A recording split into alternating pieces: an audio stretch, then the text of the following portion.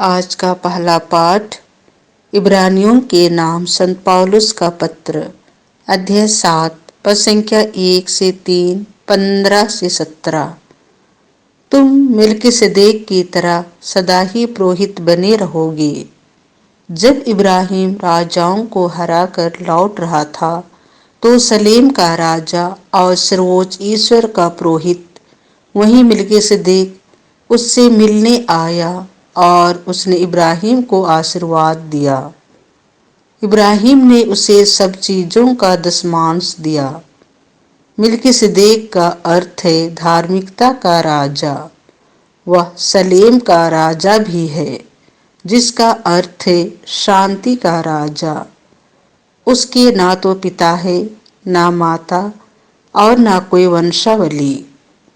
उसके जीवन का ना तो आरंभ है और न अंत।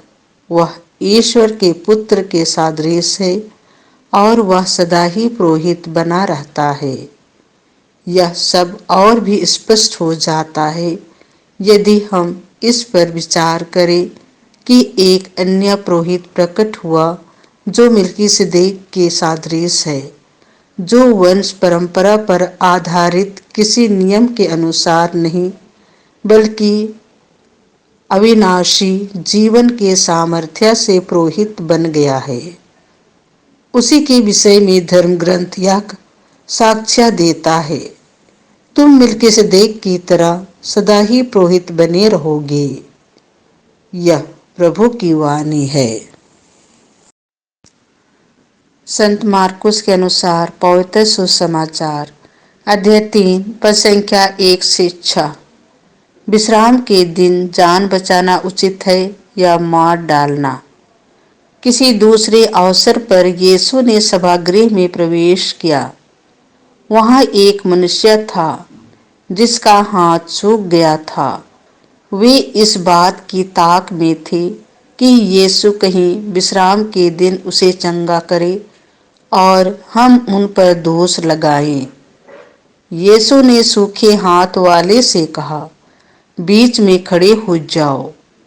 तब यीशु ने उनसे पूछा, विश्राम के दिन भलाई करना उचित है या बुराई, जान बचाना या मार डालना?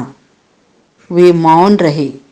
उनके हृदय की कठोरता देखकर यीशु को दुख हुआ और वह उन पर क्रोध भरी दृष्टि दौड़ाकर उस मनुष्य से बोले, अपना हाथ बढ़ाओ। उसने ऐसा ही किया और उसका हाथ चंगा हो गया। इस पर फरीसी बाहर निकलकर तुरंत हेरोदियों के साथ यीशु के विरोध परामर्श करने लगे कि हम किस तरह उनका सर्वनाश करें। यह प्रभु का सुसमाचार है।